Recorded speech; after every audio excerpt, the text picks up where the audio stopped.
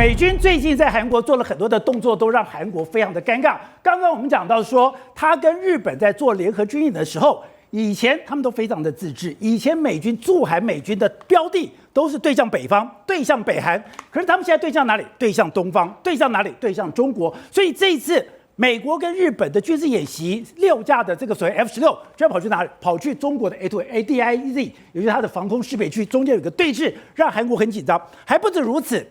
他現在我們知道韓國有一個薩德系統，之前本來阻擋，可是這個是保衛韓國非常重要的防空設備，因為現在伊朗的戰爭說我現在的這個所謂的愛國者飛彈不夠了啦，我現在薩德系統不夠了啦，我現在調兵遣將，我調兵遣將我從哪調？居然就從韓國直接把這個武器，甚至飛彈連直接調到中東，把韓國給嚇死了。對，沒錯，這是一個什麼訊號？這是一個可能要拋棄南韓的訊號。拋棄南韓？為什麼這樣講呢？因為事實上，這個是主要這幾天的時間，韓國媒體披露，因為美軍呢在中東，因為現在我們知道他要攔截很多來自這個伊朗的飛彈跟這個所謂包括無人機嘛，所以在中東的這個包括薩德跟這個所謂愛國者飛彈不夠用，他就要挪過去，就沒想到他居然把韓國的把它挪走了。對，把韓國挪走的時候，這造成一個非常大的這個韓國內部在震盪啊，甚至你看李在明都出來說，駐韓美軍裝備的這個產權跟指揮權屬於美國國防部，我們韓國連討論的餘地都沒有。他言下之意是不希望他走。其實這個東西我剛剛講，他丟出很多特別的訊息。是，第一個訊息是美國現在對韓國很不爽，對，我現在要把你的武器裝備給移走。对，第二個是。你這個產權跟指揮權，對韓國是沒有任何含扣的空間，是沒有任何討論空間。之前有曾經講過說，如果台海發生戰爭，對，之前不是講台海有事就是日本有事，那是唯利狀態。是，可是韓國說跟我沒有關，對，沒錯，甚至你的駐韓美軍都不可以加入戰鬥。對，但現在我要把你的薩德挪就挪走了，我要把你的飛彈連挪就挪走了，我要把你的指揮權挪就挪走了。韓國的總統說，我一點辦法都沒有。所以如果在有一天台海真的發生戰爭，整個駐韓美軍他所有的部隊，他要怎麼調動，他要怎麼攻擊，他要做任何事情，韓國是沒有智慧的餘地的。簡單來說，美國對李在明不爽了，他要給你說好顏色看。為什麼給那顏色看？第一個就是你剛才提到，去年駐韓美軍已經說，他希望說台海有事的時候，韓國的駐韓美軍可以出動。李在明說不要，問題是今天就跟你講，指揮權跟產權是屬於美國國防部，你根本沒得含扣，所以我美軍要去攻打這個中國，或者我要去支援韓國，你支援台海，你一點想法都沒有。當時韓國政府還講說，我絕對不允許駐韓美軍涉入整個台海的這個戰爭，就搞了半天，你連講話的餘地都沒有。再來，美國對李在明為什麼不爽？第一個，之前的這個美國、日本、韓國要三方的軍演的時候，你不來參加，你就說因為我們那時候新年了，我們不來參加。好，美軍就給你飛到這個中國去，給你 ADIZ， 給你瞧一瞧。另外一個，美國跟這個韓國自由之盾，你就說我們要縮小這個規模。美軍要防衛你，你都這樣子抵觸，你就說會怕惹怒北韓，惹怒中國。好，我現在就把薩德移走。那薩德為什麼很重要？寶傑，你知道？之前中國跟南韓因為薩德系統已經鬧過一次了，對，在烏山基地，當時是這樣，朴槿惠都已經快要下台，我趕快把它搬進去，然後文在寅就後來還去跟中國道歉說我們以後呢不會再增加薩德系統，只此一次，下不為例。問題是文在寅的接班人就李在明啊，他對這個東西，其實以前這個李在明還說我未來可能考慮把它搬走啊，好，現在我就直接美國就把它搬走了，結果李在明嚇死了，對，他說。我們連討論的餘地都沒有。他前面講的什麼？他說我是反對的，是我們是不贊成的，是我們不贊成，我們反對，但是我們連討論的餘地都沒有。他這樣跟李在明說什麼？你不可能在美國跟中國之間選邊站，你要這樣戰略模糊啊，我就把你移走啊！我移走那怎麼辦？現在第一個時間點裡面，這個是要做什麼？這是萬一北韓或是中國有導彈過來的時候，他可以快速的偵測到。他現在就把它移走，連愛國者飛彈都把它移走。那當然了，他們現在駐韓美軍在上面還有非常大的這個兵力。對，但我覺得這就是一個訊號。為什麼是個訊號？因為薩德系統除了在美國本土之外，只有在以色列還有在韓國有，這就是他的重要盟友。他現在把你搬走。搬走的意思是什麼？美軍認為說，我可能不想要管你的這個狀況嘛，所以他同時將軍什麼？因為現在南韓在討論什麼？他們的對等關稅也在討論嘛。現在等於是美國對你施壓，我就講藍白面到美國施壓有非常多種。現在美國就展示給你看，他怎麼在施壓韓國。韓國方法他就用這樣給你施壓，看你李在明有什麼選擇。所以說，這其實我們國人要好好的看美國怎麼去對付南韓的一個狀況。好，吳導。我們看到之前他是反對，韓國是反對你在烏山基地裡面放薩德系統，而且烏山基地放薩德系統根本不是針對北韓，因為剛剛講北韓要攻擊，它有很多的火箭炮，它可以直接攻擊首爾。你用薩德系統的維護其為，薩德系統為什麼會中國跳腳？它不是北韓跳腳，放薩德系統當時中國嚴正的抗議，是因為你防的是中國。那現在整個西太平洋剛剛講的，剛剛王老師有提到到2025的美國國家安全戰略報告裡面，已經把第一島鏈做得非常重要。中國是他最重要的戰略敵人，戰略敵人就是有一天台海有事的時候，美國、日本已經講了，台海有事就是日本有事。為什麼講日本有事？因為我們看到很多的判斷，當他要開始攻擊台灣的時候，他不會先打台灣，他要先打哪？打周邊的美軍基地，他會先攻擊日本，他會先攻擊韓國。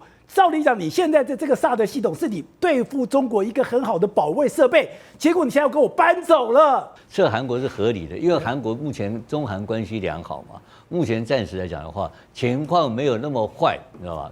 他經過考慮了。但有人講說，這個是衝着李在明，不是嗎？不，所以李在明當然是一個被川普注記的對象跟目標嘛，因為他跑去見這個他跑去見習近平的那個谄媚的表現，讓大家都很討厭。這第一件事情。第二件事情，這一批人就是搞陽光政策的嘛，他們就對朝鮮是友善的嘛，就不希望打仗嘛。所以在那某一定程度的話，他發覺跟中國往來的話，商業利益又大於其他利益嘛，所以他對美國來講的話。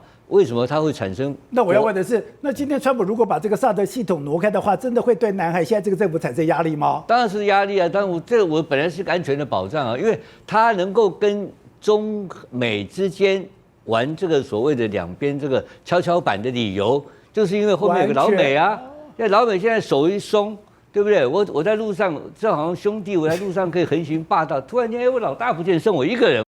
他會怕嘛，對不對？那這個情勢也是他自己造成的，所以包括為什麼美國人對他的那個態度很惡劣，他的國會為什麼不通過嘛？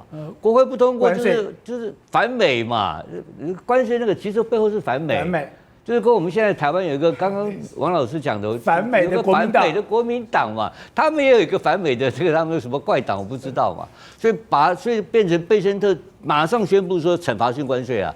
所以嚇得他們說雞飛狗跳，想是這個意思啊。他要玩兩手策，但是他有個確定的，他確定就是說，當台海發生戰爭的時候，韓國是不扮演任何角色。不要說，包括後勤支援哦。那日本是相反啊，就台灣有事，日本有事啊，就非常積極的。那個積極的概念裡面，就是剛剛王老師講的 NSS 裡面講的非常清楚，就是我的立場跟我的戰略，台海就是一個中美兩個交戰的節點嘛。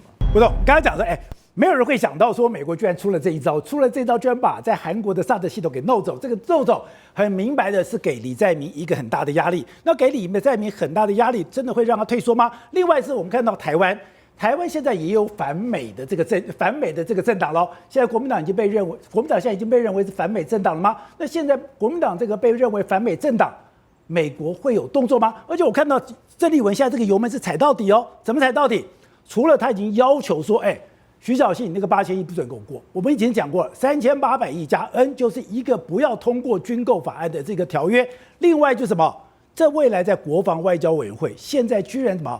我要把韓國瑜弄出來。我把江啟臣弄出來，我要把我的人放進去，他兇悍得不得了所以你記不記得上禮拜在我們這個節目第一次討論到國防預算的時候，我就我跟大家報告一個概念，我說不要把焦點放在鄭麗文一個人身上，那這個政黨的團體的一個文化跟意志力是很重要的。如果沒有一個政黨的意志力存在的話，他鄭麗文一個人玩不起來，這是第一點。然後第二個事情就是說，他這一次結果韓國也不退啊。就韓國也知道這個敏感啊，你叫我離開國防外交委員會，我就不要離開啊，因為我掌握第一手的資訊啊。所以韓國瑜是不肯離開的。當然不肯離開，為什麼我聽你的啊？那江啟臣非聽不可啊，因為台中選舉的楊瓊英在搞他，對不對？那江啟臣是200%的親美派嘛，留美學人，然後是習近平討厭的對象嘛，可是沒辦法，那派了個小牛進去嘛，那覺得這個有意義嗎？這其實只是他要情報而已了。但一點意義都沒有，你知道為什麼嗎？你國防外交委員會的機密情報的東西，你知道的話，你小牛也不能跟黨主席講啊，你開什麼玩笑啊，對不對？所以這個東西，所以我跟徐小新是好朋友，很多東西我也不敢問他，但我不是故意的，不小心我的節目講出來，變成我洩露防機密，這還得了？可是如果說今天這裡會硬幹到底，我硬擋到底不行嗎？對，不是。現在問題，這個事情的發展，我已經談過了。目前因為剛好有這個川習會這個事情哦，等川習會結束之後，你不要忘記哦，本來有一個200億的一個軍售案。是在白宮的桌上要組那個白宮桌上要簽的，這個已經要準備要 announce 要公布的，結果被老川一個人壓下來嘛。老川壓下來幹什麼？談判？不是，他等到5月份以後再發嘛。那現在不要去刺激你嘛，就同樣一個道理。為什麼現在就所謂的中共57台每晚9點，寶潔點兵點出全球戰略新布局。